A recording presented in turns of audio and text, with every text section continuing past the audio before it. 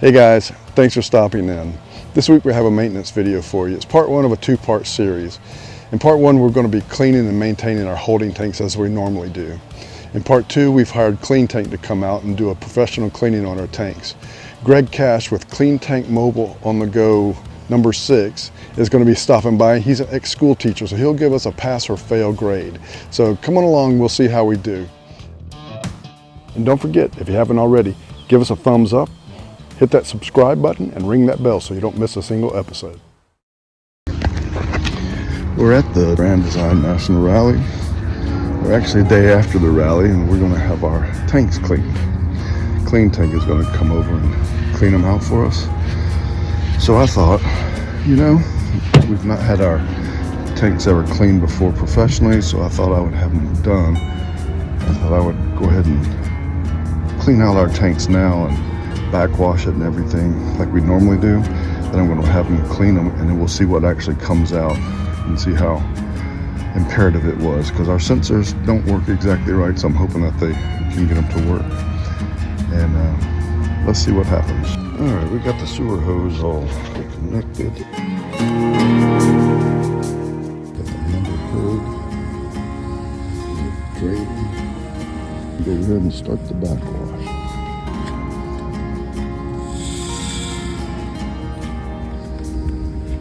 Flow meter here, counting the gallons.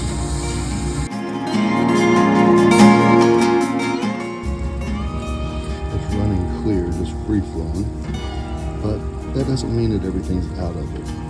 Because when it runs clear like that, there's no pressure built up in it, and it's not getting stuff that might be stuck. So now it's the time I like to turn the water off, and I will go ahead and close the gate valves, and then I'll start a timer, and I'll put about 13 gallons in it.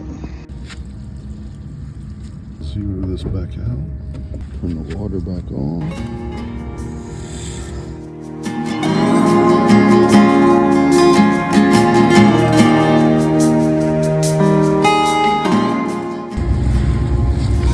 And you can see the water is down to a trickle, so I'll go ahead and close this again. Reset my counter, turn the water on again.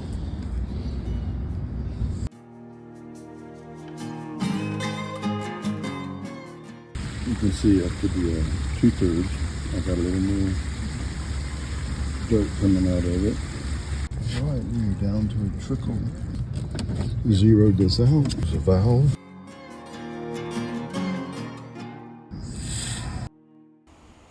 This time I'm going for a complete rinse. So I fill the tank up to 39 gallons, just so I don't overflow it.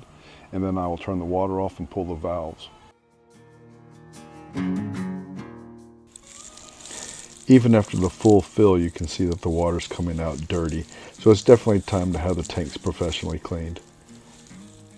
When we finish dumping the tanks, we always put 5 gallons of water in the tanks, and then we follow that with our treatment.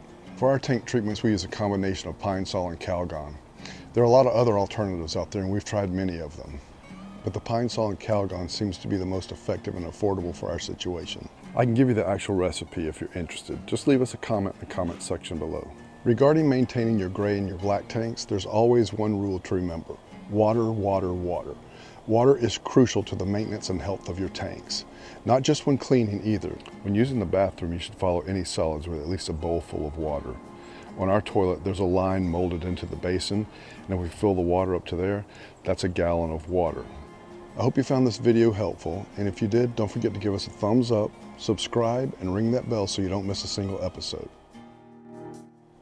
And of course, stick around for the outtakes. Thanks for stopping in this week. This week we have got nothing. Tank to come by, and that's right in my eye. Would normally. Thanks for stopping in the. This week we've got. Can't even talk about it.